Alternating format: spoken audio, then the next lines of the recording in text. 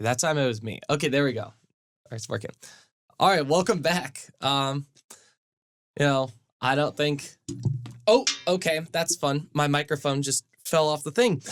Okay, so if that doesn't speak to the chaotic start that we've had... This is like the Colin Coward show. Yeah, no, literally. Like, we have... we don't have the cameras working because someone messed with it in the other studio, and...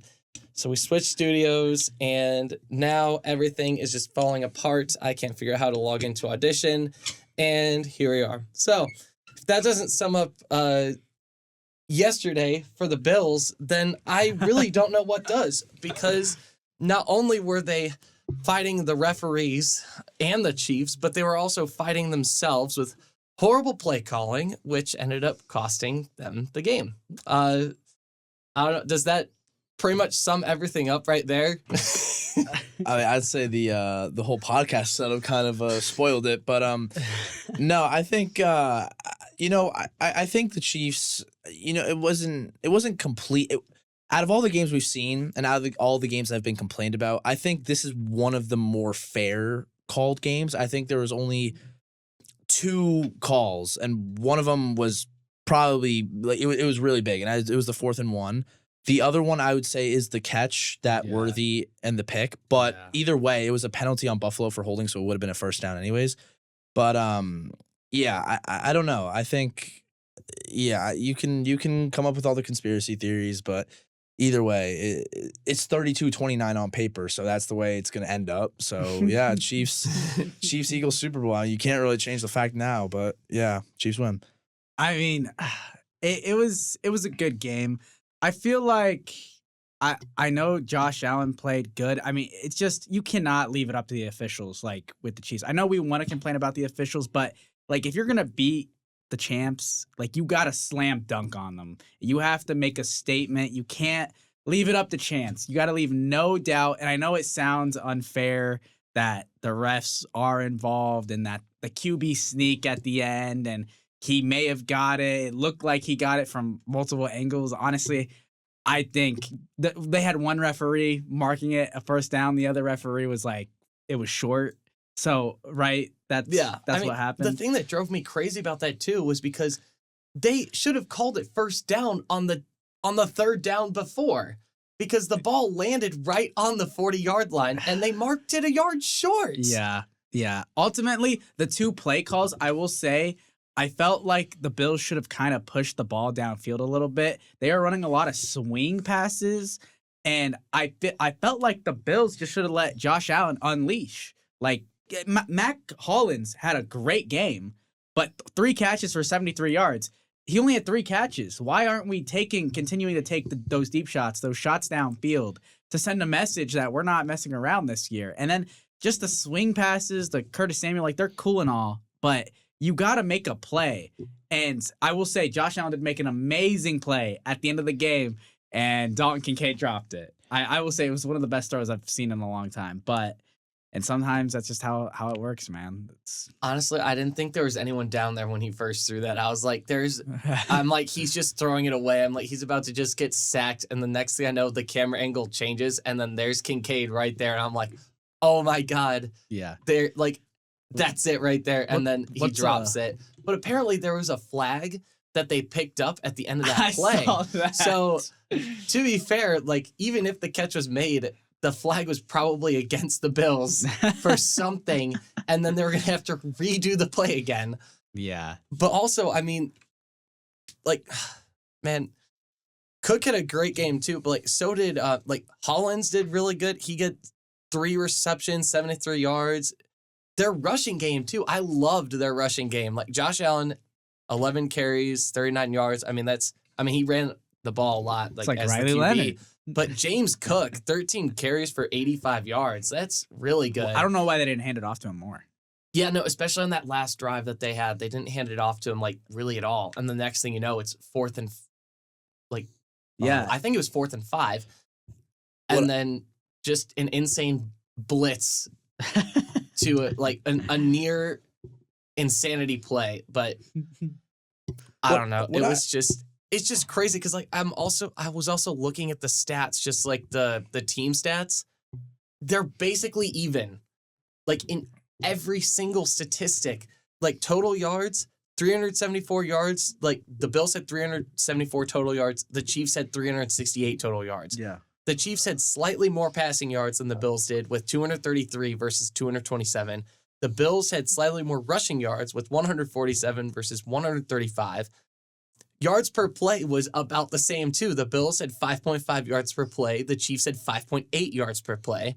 They both had more than 20 first downs. Like Bills had 22 first downs. Chiefs had 28. They both converted on 5 third downs. The Bills had more opportunities to convert on third down, but they didn't. The Bills converted 4 for 6 on fourth down. The Chiefs only had to convert on fourth down 1 time. They both allowed 2 sacks. They both punted twice. The Chiefs only had 1 fumble. Like neither team really had any turnovers besides the Chiefs' singular fumble in the first half. Yeah. And then, but the penalties kind of stick out to me because I'm looking at it and the penalties. There's about the same amount of penalties. You're saying those penalties could have made or break the game. But the yards per penalty, so the Bills had 6 penalties, the Chiefs had 5, but the Bills lost 48 yards to penalties while the Chiefs only lost 21 yards. And those penalties were in pretty, like those, just because the stats are so even, that's why I think like even though there wasn't that many bad officiating calls, those calls had a huge impact on the game. Despite the Bills constantly shooting themselves in the foot. Yeah, I was literally gonna say that word the Bills shot themselves in the foot. I think there was a couple opportunities where I think they could have taken. First of all, they missed the 2-point conversion after the touchdown, which was huge. They should have gotten that. Yeah. Second, on that 3rd and 10 play right before that heave at the end of the game, why are you running a screenplay when you have 4 people on that side? I mean, I get it's like you have 4v4 blocking, but why are you leaving it up to passing the ball at the line of scrimmage and trusting wide receivers to block for you? Exactly. That was a bad play call. You cannot do that and expect to get a house call there because obviously you're not going for field goal. You're going for touchdown, but if you have to settle for field goal, you settle for field goal. But they shot themselves in the foot by setting up a screenplay. Like, I get they were going cover 0 and they were sending the house. That's what the Chiefs like to do. But you can't rely on 3 Bills receivers to block 4 Chiefs players.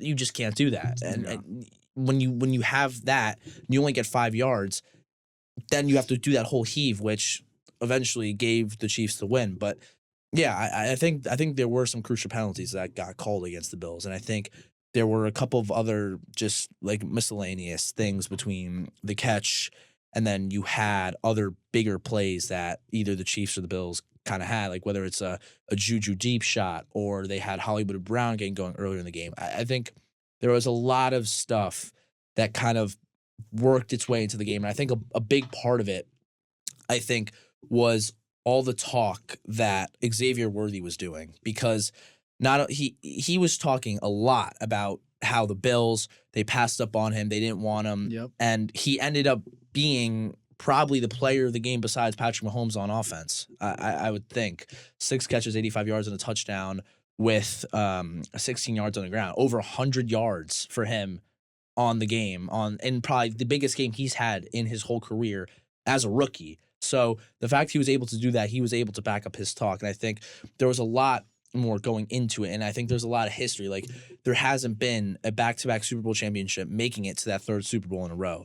There hasn't been a quarterback who's been another quarterback in the playoffs 4 straight times. I think there was a lot on the line, and I don't think necessarily that these teams had that in mind when you play the game, but a lot of that would, I think, kind of brought themselves in and gave both teams a little bit extra motivation, but especially the Chiefs, just between the talent players, wide receivers, and then just history for the entire team.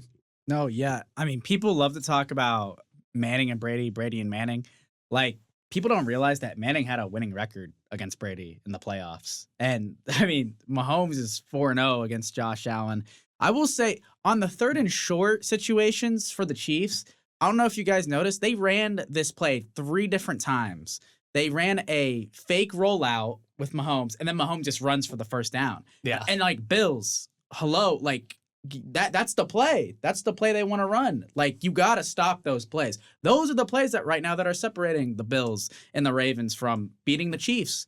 And this year we see the Bills in the AFC Championship and they lose to the Chiefs. Last year it was the Ravens in the AFC Championship and they lost in a heartbreaker as well. Like these teams, but in both those games, there is certain small plays that the other team doesn't make that the Chiefs make. And the Chiefs are always going to get those 3rd and shorts. They're always going to get those 4th and shorts. They're always going to get some type of turnover or some type of big touchdown play at the end for them to be able to go over the top. And right now I feel like that is just what's separating. It's the details with the Bills and the Ravens. Yeah, and I mean also like speaking of just how the Chiefs like just overperformed, I think this game, like out of the regular season and even just this playoffs, like this is probably the best game that they've played all year. But this is also the first time this regular season that they've broken 30 points, which is crazy to think about. That is very crazy. I did not know that. Yeah, like it's the first time about. that they broke 30 points. Are you serious? Yeah. That's that was crazy something stat. that was like that. Like I remember that being talked about like all year long, and the next thing you know, like they get 32. I mean, that's what they needed to do to win. It really is crazy to see the Chiefs going in 2019. They were a high flying offense. Like they had Tyreek Hill, McCole Hardman, Travis Kelce. I think Mahomes in his first year starting threw for like 50 touchdown passes or something like that. And now to see like kind of his growth, but also like he kind of took a step back, but he took a step back for the right reasons to win. And now, I mean, they still are winning games. They're just doing it in a different way that's never really been done before from their standpoint. And when he had his MVP seasons too, he was throwing 50 touchdowns, like 5,000 yards. Like that was a crazy season for him. Yeah. He's putting the whole team on his back, and I feel like that's what we're seeing with Josh Allen. And it's like step for step. That season when Mahomes had those 5,000 yards and 50 touchdowns, he lost in the AFC Championship versus Brady. I feel like that's what we're kind of seeing right now here. Josh Allen puts the whole team on his back, goes for an absolute MVP caliber season, and then loses in the AFC Championship, but to Mahomes. Like it's like a pass down generation type thing. You have Brady, now you have Mahomes, and now it's Allen on the upcoming. But yeah, it was a good game overall, and I think going back to your point, Joseph, about like the 4th and 1s, like the Chiefs, they went for it from their own 39-yard line, and that's another play that the Bills, if they want to stop, they got to stop that. Like if they want to win, they would have gotten excellent field position. They were already up 3 at this point. This was their moment to kind of make a play. So you can argue with the refs and everything, but there were key plays that kind of factored into this. But also, like going back to Ryan's point about the whole 30-point thing too. Yeah, like the Chiefs in the regular season, I feel like Mahomes is probably one of, if not the best playoff football player that we've seen besides Brady maybe, because the gear that just switches in him and what he's able to do to lead a team is just honestly weird. Like it's crazy. It's not normal. It's not normal, but it's just kind of odd because when you go to losing to Josh Allen, or his record's like what, 1-3, 1-4 against Josh Allen in the regular season? Yeah. Something like that. And then going I think 4-0 in the playoffs, it's just there's a switch that flips that no one else has except him. And when it's a player that has the most important position on a football team, that's what separates them from winning and losing. And I think with that, that's why the Chiefs were able to win this game. I mean, I think also that kind of speaks to the coaching of Kansas City, because I think honestly, like, especially the defense of Kansas City, I think the defensive coordinator did an amazing job, like calling that, like those games. He made probably the best play call any person could have made on that last play when Josh Allen had to heave it up to Kincaid and for the Kincaid drop. Like that was probably one of the best defensive play calls I think I've honestly ever seen. Like it was, and he's really good, and he's known for that though. See, that's another thing. The Bills, like, it was a really good play call. It really was. But the Bills know it's coming. Yeah. Spags is not like someone that's like, hey, we're going to play coverage guys on a big 4th down. No, he is notorious for sending the house in key situations. Like, if you're the Bills, you got to max protect there. You got to give Josh Allen the best shot to, like, extra protection, man. Like, I don't know. I will say too, when they played in the regular season game where the Bills won, that play that they had, that like mesh concept that they had, they ran that exact play on a 3rd and like 9 or 10, and they were able to convert because they had man to man.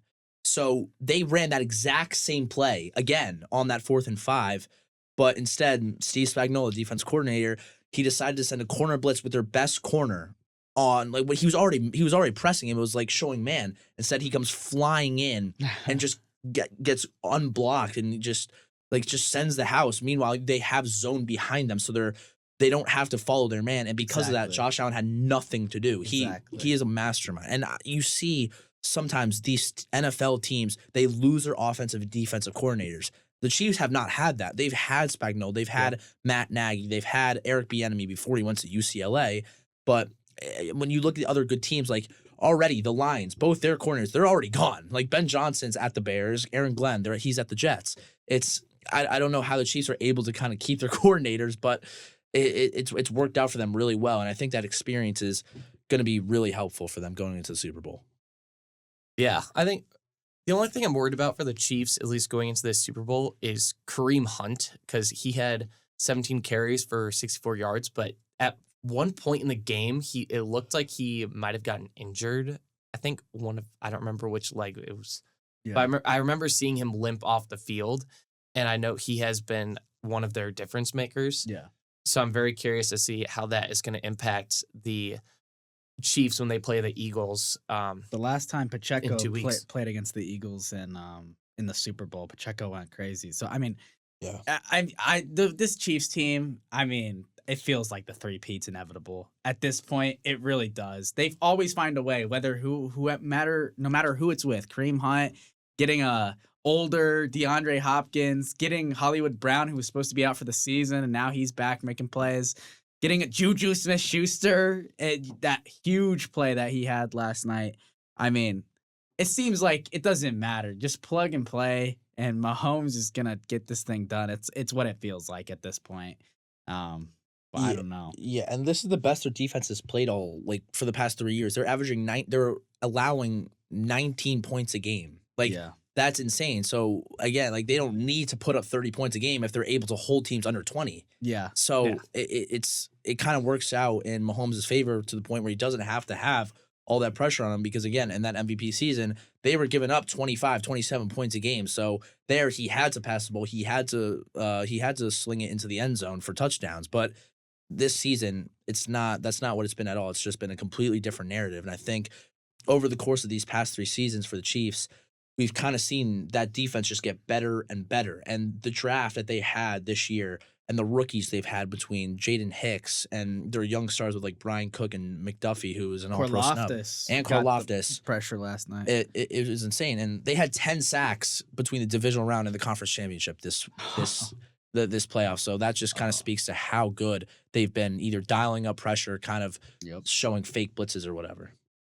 Yeah, I think there is something I do kind of want to go back to, because I was just I remember seeing something about this, but the one play with the where the call that was called a catch, but it wasn't a catch. Yeah, that was what was that whole the 3-play sequence after that call was very interesting, because they obviously they're gonna put him, I think it was at the 2 or 3 yard line of the Bill, in Bill's territory.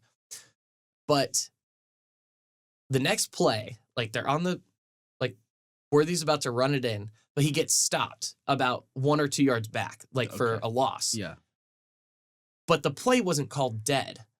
And then all of a sudden, the refs stopped the game because they said, oh, well, McDermott threw down the challenge flag. I remember this. And then they review the play. They decide that, the call was going to stand. But they gave the down back to the Chiefs. Yeah. I mean, they were going to run it in anyway, most likely. Yeah. But I just thought that was interesting. Because, yeah. I don't know. It just doesn't make any... It's just a lost play. Did you know that happened a couple years ago, too, against the Bengals in the AFC Championship?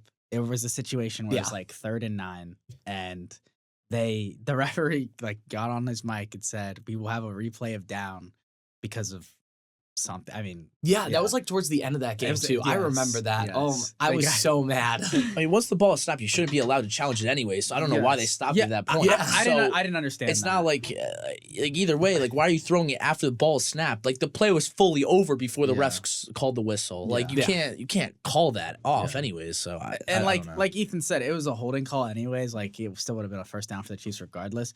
But The spot on the field would have probably it would have been way different. it would have been back like 15 yards. Yeah, Yeah. But I mean, just watching that play, that looks like an interception to me. Yeah, it looked And more then- like an interception. And then it hits the ground. It doesn't really move. But to me, like watching it back, it looks like Worthy only has like He only had one one arm. hand. It only looks Yeah. like he had one he arm didn't in there. really, yeah. And the only reason why he had that one arm is because the Bills player is wrapping his whole arm around the ball, which Worthy's arm just so happens to be around. So to me, Yeah. that seemed like an interception. I don't know if you guys And then remember. they hit the ground, and it looked like they had both lost control, and then it just kind of fell into his hands. Yes. Do you guys remember the Fail Mary in like 2013? It was like the Seattle Seahawks and Green Bay Packers. Yeah, it was Golden with the Tate. replacement referees. But Russell Wilson throws a bomb, a Hail Mary at the end of the game. Should have been an interception because the Packers DB picks it off. But because Golden Tate has like one arm around it and they just fight for it, and eventually Golden Tate wins, like they called it a touchdown. Like that's what it felt like to me. But I don't know. At the end of the day, there was a holding call anyways. It doesn't matter. But Yeah, I mean, I know that's also partially because, like, if an offensive and defensive player, like, both have the ball or whatever, like, if both of them have controlled the ball, the favorability goes to the offensive player. yeah, But, like, it that's so at least for stupid. the Chiefs-Bills game, like, it just didn't seem like either of them really had control of the ball. No, and it hit the ground. Like Yeah, and it hit the ground. So it's like that should have been called an incomplete pass. I mean, you can't change it now. I can't, mean, you like, can't change it now, yeah, but I mean, it's- that's just I don't.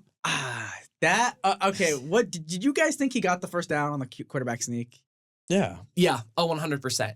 They Yeah. showed the top view, Yeah, the top Of that, view is really, and it's the really ball was incriminating. clearly across. And then it just so happens that they never show that view ever again. Yeah. So funny thing, if you go to like NFL.com, you just look up like the YouTube channel of the NFL, and they post the game highlights of every single game.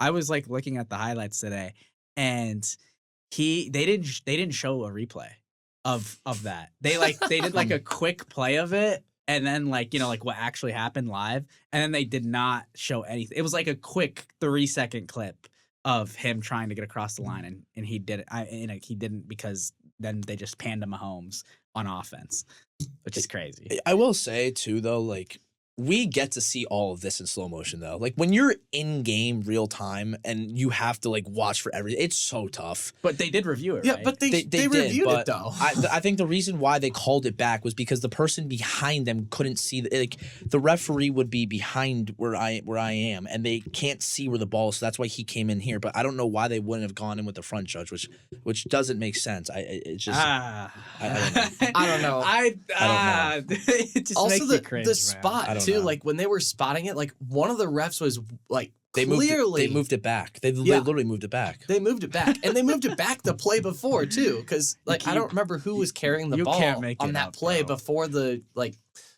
fourth down sneak, where the failed sneak, even though it wasn't a failed sneak, but it was a failed sneak.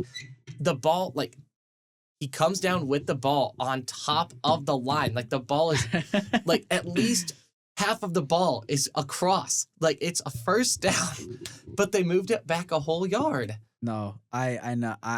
I think that play in particular is going to stand out to people, as it should. I don't know. I think that was definitely a first down, especially from the vertical angle like you're talking about. Yeah. That's pretty incriminating stuff, man. And the fact that they went back and reviewed it, it's just not a good look. But I mean, hey, Eagles, they have a chance. I mean, they're not a very likable team, if I'm being completely honest, but Mostly because of the fans, I feel like, to Yeah. be honest. Because I think Yeah. a lot of people like Saquon Barkley. everyone wants Saquon to win a ring. Yeah. But they're like, they don't really like Jalen Hurts, and then the fans are kind of toxic, which is understandable. Also, Nick Sirianni. Speaking of the fans, did you guys see the video of them on the street, and some guy just shot bullets into the air with like a gun? What? Hey, that's normal. It's That's normal it's activity, bro. It's crazy silly. what Philly fans are doing. I don't know. I mean, maybe we can move on to that game because we're gonna lose our heads just talking about that. Yeah, we're gonna go down a rabbit hole, and we will never make our way out. Yeah, first of all, 7 rushing touchdowns in the game for the Eagles. That is nuts. This is some 1920s football that we're watching. I mean, it was unbelievable. First play from scrimmage. I knew it was over when the first play was this Saquon 60-yard house call. That was insanity. And then Jalen Hurts does his old tush push, 3 touchdowns for 16 yards type game. But, I will give credit. People were criticizing Jalen Hurts at the beginning of the game or going into the game saying, oh, he can't air it out. He can't throw good balls. But I will say one play that really did stand out to me besides the touchdown plays was that 4th down deep shot to A.J. Brown down the sideline. That was a dart. That couldn't have been placed any better. I was surprised he threw it because during the course of the game, he kept throwing the ball away a lot, and it was 4th down, and he finally took a chance, and I'm like, whoa, that's when I kind of that's when he was comfortable, when he started taking those shots. And then Saquon, I mean, you don't even need to say much, 3 touchdowns, over 115 yards, 15 carries. I mean, the guy is trying to, he would have broken Eric Dickerson's record in the regular season if they would have played him, but good thing they saved him up. Honestly. No, yeah, because now they're in the Super Bowl, and I don't know if you guys know this, it's gonna be his birthday. The day of the Super Bowl. Oh well, now they have to win. Yeah, they said it was destiny, so we'll see what happens. But that would be the worst birthday ever if they go into New Orleans and get a loss. Yeah, I will say that the Commanders in the first half, they were kind of threatening. It's just these are also the things that separate great teams from championship teams. Is the Commanders just kept kicking field goals in the beginning, especially on the first couple drives. And then once they finally broke through and scored a touchdown, they had a drive where they were going to go down before half, and then they fumbled. And then the Eagles scored right before half a touchdown. And I think that's honestly what broke the game. Yeah, they kept getting rattled. Even when they would find any shred of momentum, something would happen, like fumble or turnover, and then they would just get rattled, and then they would just kind of fall back and not play with the same confidence that they played against with Detroit. Yeah. But also, speaking of the Commanders, the tush push, that was so funny. On that one, I think it was in the 3rd quarter. Oh, but him jumping over twice. Yeah, he jumped over 3 times. No, that was hilarious. The amount of memes I saw. You guys remember that guy jumping at the judge in the courthouse? Yes. It was like Frankie Louvu at the goal line against the Eagles, and it just shows that clip. It was so funny.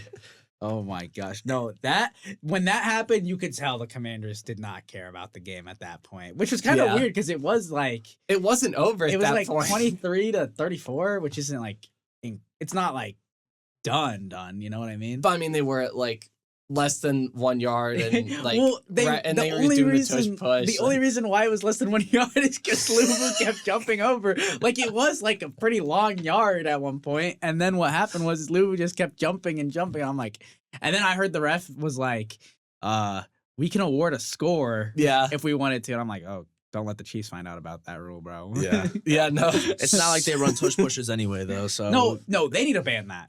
Honestly, yeah. After watching it yesterday, it ruins the fun of the sport. It's so stupid. It's so toxic, bro. A play's a play, dude. Everyone shove. It's not even a play though. Yeah. It's just saying, "Hey, go shove him." It's so stupid. I think if it works, it works. I don't mean to go back to the Chiefs game, but one of the things that also drove me crazy was Tony Romo calling the Bills QB sneak a tush push. It was not a tush push. There was no pushing involved. None. No pushing. Why wouldn't they, though? I don't. Because no, it works. I agree with you, Ethan. It's one of the most effective plays in all of football. A play is a play. But the fact that you're doing it every single third and short, time. That's what. If it ain't broke, don't fix it. From a coaching standpoint, absolutely keep running it. Yeah. Absolutely keep running it. But from an NFL perspective, you mean to tell me you got rid of kickoffs? You got rid of kickoffs, but you didn't do this? I don't know. 3 tush pushes that happened was almost the same amount of points that the Commanders had the entire game. It's so funny. Yeah. But either way, Commanders had a phenomenal season. I'll give them their props. Like, especially Jaden Daniels. Like, the outcome was not his fault whatsoever. 3 fumbles, all lost. Neither of them were by Jaden Daniels. Yeah. And I think coming in as a rookie to a team that won 4 games last season and able to throw the ball 48 times and just kind of keep the ball in his favor with 2 total touchdowns. I mean, he had a phenomenal season. First of all, going in, beating the Lions at Ford Field. Like, that is a hard environment to play in. Also having his team be the only team win a road game in the playoffs. Yeah, exactly. Well, actually, no. The Bucks won, I think. No. Wait. Didn't the Bucks and the Commanders play? Yeah. That's funny. That was rough. Yeah. What was I saying? Wait, Marshawn Lattimore yesterday. Oh, he got cooked. Yeah. Dude, and then he got cooked by Mike Evans in that Buccaneers game. Like, I don't know. Guy's kind of looking washed after watching that. Yeah. I once he left the Saints, it was Wraps. Yeah, it was done. But no, yeah, I'm happy for Jay Nails. He'll get a ring at some point. It will be like within the next 5 years, hopefully. Yeah, I mean, the turnaround they did at Washington is crazy. It's definitely partly because Dan Snyder's gone. There was a report that came out before the game, like a day before the game, that was like, he's so mad about the team's success. Oh yeah, I would be too if I lost it. Hey, bro, if I went 4-13 last season and then have a new ownership come in year 1, they go 12-5 and get to the conference championship, I would be pissed too. Hey, man. Fair play. But I don't know. Did you guys make brackets for the playoffs or no? No, I actually did not. I did not. I'm glad I didn't. Yeah. Although it probably would have been the easiest bracket to make because you just do the Chiefs Eagles rematch. I mean, I feel like that was probably the easiest prediction. So this was me on January 11th. There was no I would show it to the cameras, but yeah, you guys can just wait, hold on. I'll talk while you guys look at it. I was able to actually predict the Super Bowl. I said Chiefs Eagles. Look at this. I think I do think the Chiefs will win, but I see. So what my friends do is we do fantasy. You had the Ravens. Dang, you only had like 3 games wrong. I know. Total. I went crazy in college football and this. I had a great year this year. God. I went insane. But March Madness is gonna hit different. Oh, can you imagine? I go crazy. But no, so in fantasy football we have our own league, and then usually it's like a $25 buy-in, and so I got second, so I got a good amount out of it. But I was like, I don't really want to kind of put that back into the NFL bracket. But now that I look back on it, I would have gotten first. I would have won another, like, I don't even know, like 150. I was so mad. But it is what it is. No, that was pretty good. I saw the Ravens AFC Championship, man. They were just a catch away from that, probably. I mean, pretty spot on. Yeah, I mean, maybe March Madness will be. Maybe I'll get that perfect bracket this year. Yes. But yeah, you guys watched the IU game? Oh, I couldn't bring myself to do it. I actually couldn't bring just myself to couldn't. watch it either. I had a bad feeling about the game beforehand. I was like, it's at home. We're underdogs. It's going to be like a 1 or 2 point game, and we're somehow going to lose. And sure enough, like.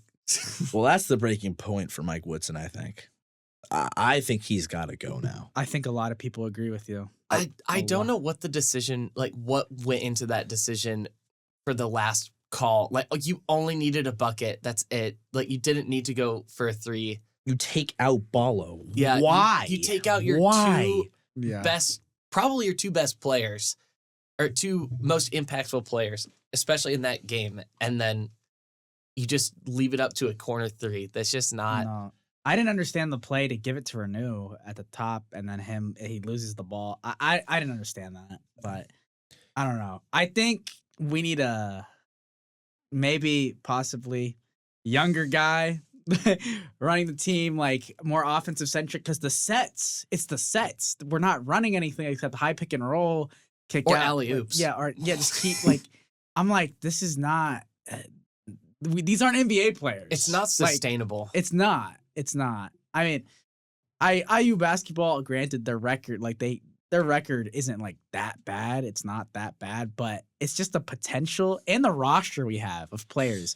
On paper seems really good. And we lose them all too, or we lose Ballo at least, and that's our keystone right there. Yeah, I don't want us to be the Chargers of college basketball. We're not- We're statistically great, but we can't do anything I don't on the even court. think we're the Chargers. We're not man. even the Chargers. We're No, not- we're probably not more like the close. Cowboys, where it's like, this is our year, and then we just like don't. die. Oh, God. I mean, it's true. I mean, it's probably true, bro. I don't think we even make NCAA this year. Yeah. That's how bad we are. I mean, I think at this point, if we want to make the tournament, we have to win the Big Ten championship. Well, when we go into Mackey and get killed against Purdue on Friday, then that'll be interesting to watch. I think we're gonna get beat bad. Yeah, I mean, I try to stay optimistic. I mean, hopefully, like I think we're probably gonna get. It beat is a bad. rival. It is a rival. We I will could- say the we players could- will be yeah. motivated. Oddly, Woodson won't. I mean, I just hope that like if Purdue destroys us, then maybe it'll be kind of like what happened with Ohio State, where it's like a wake up call, and then all of a sudden we have our stuff figured out, and then we just go on a run. we But it's just so we are not unlikely. Ohio State. We're not Ohio State, so I don't know. Oh, dude, One can hope, though. one can hope. I think it's going to be very interesting at the end of this year. What happens? I mean, do you think he's gone? He has to be. I feel like he probably is. I mean, I don't know, because I mean this. How many- This is probably the best roster he's had since he's been here. And these are all guys that he recruited as well. I think the reason why he's still here, honestly, is just because he was a former player and he has that like alma mater for IU, and with that comes a little bit more respect from like ownership, Witten, the like president. But he's got to be gone if they don't make NCAA. Like genuinely, like when you look at the roster, they were supposed to make the Big Ten championship and win it. Like they were one of the favorites with Purdue. Yeah, we were even supposed to be dark horses for the national championship. Like, And Yeah. now we're sitting like I don't even know anymore. Like we're not even close to ranking. I don't know. them. Where We're we like, stand I at this think- point. we're probably, I think before the Maryland game, we were like on the cusp of being last four in, but now I don't think so. I mean, his contract expires March 2027. You're saying just at the end of this year, just eat it, like Honestly, pay the that debt. might be the best thing to do. Because I mean, Pay if, the dead money. like just kind of looking at what happened with football, like we kind of did that with Tom Allen. Like Yeah. we bought him out. We brought in Sig. Like we basically like pulled the kill shot, brought in Sig. And I mean, this isn't something that happens like too often, like with coaches like bringing them in and having the year in football that like No, we had. especially like, in it's- football. Yeah. It was a unicorn year for sure. Like I don't think anyone expected us to go, what was it, 11-2, yeah, like in our first year with Sig. no, yeah, So I mean, I don't know. We could bring someone in. It'll probably take about 2-3 years to turn it around, but I do think that we're probably going to have to pull the kill shot, because like if we want, like I think we just need to copy what we did with football. yeah. Like, because I feel like with football, there's new traditions and stuff. Like we have the towels now. Like Yeah. we do red out, or we do crimson. Like we crimson the whole stadium. Like there's gonna be renovations to the stadium. Like there's just a lot more going on with football. And also like and Sig also, like a big difference between Sig and Woodson right now is that Sig is way more engaged with the fans, the students, like just Yeah. everyone. Like the study later thing, Yeah. like that got everyone rallied around the football team, and Yeah. and it just riled up the fan base. There's no unity. Yeah, but there's Yeah. none of that Yep. for basketball, and they need to find that, because the potential is there. Yeah. You know, I respect Woodson, but there's a point where you go from being preseason top, you were what, 17, Yeah. to being unranked 2 weeks in, and then now you're sitting at 14-7, 5-5 in the conference, middle of the pack. Like I get the competition is tough in Big Ten basketball. Like I think it's harder in the Big Ten. It's tougher now than in previous years. I think it's tougher in basketball than it is football, to be honest, in some ways. Yeah. But the way, I mean, when you look at just the standings for the Big Ten right now, like Michigan State 7, Purdue 10, Wisco 17, Illinois 18, Oregon 16. Like you have some of these really good teams, like Michigan. They're on the cusp of being ranked. I think they were 26, like right behind UConn. Yeah. When you have other teams that are just blowing past you, and like honestly, be minded. Like Indiana, they have not played half the they haven't played Purdue yet. They have not played Michigan State yet. Illinois, they got just slammed around by. We have not played Oregon yet either. Like absolutely dog walked. all 5 of the teams that we have played in conference, or that we've won at least, were all teams that are at the bottom. Like we beat Washington. Keep in mind, we lost Nebraska. Yeah. We beat Rutgers. We beat Minnesota. We lost Northwestern. Yep. And then we beat Penn State, Ohio State. That's it. Like we have not played anyone good in terms of Big Ten conference play. So Agreed. when we play those top teams like MSU and Purdue, there's got to be a turnaround for Mike Woodson. Like if you're gonna go in and prove yourself, you're on your last string, I think. And no matter the way it is, like whether you win a lot or like lose but still make the tournament, making the tournament is number one priority right now. It doesn't matter how you get there, you've just got to make it, I think. Yeah. Because being a 100%. top 64 team out of 128, yeah, like and we were projected 17th.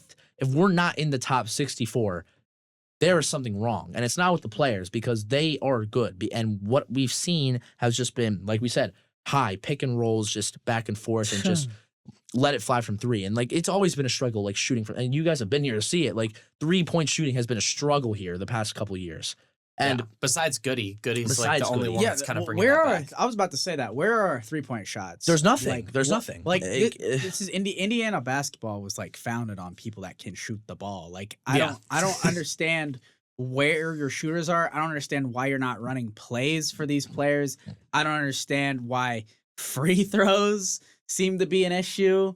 Like these are all stuff that are easily fixable. It's fundamentals. It's fundamentals, dude. Like, and when you don't have a 3-point shooting team in this modern era that we live in, thanks to Steph Curry that like revolutionized the 3-point shot, I mean, you don't have a chance against these people. You don't have a chance against Maryland. You don't have a chance against Michigan State. They're all going to get up their threes because they all recruited around 3-point shooting and around athletes. We have the athletes, but the 3-point shooting is not there when you don't draw any plays up for the 3-point shot. It's what the sport has turned into, whether we like it or not. You need to draw up plays for those shots, and we're not seeing it on a good enough basis. Yeah, I mean, we don't have to shoot the 3 all the time, but like we have to definitely factor that into the game plan, because if we're only going to do like pick and rolls and just like the same play over and over again, the defense is going to catch on. Yep. And it's going to be easy to defend us once we get it figured out. And that's a problem. Like we're just playing a very simple game, like very 2-dimensional, not 3-dimensional.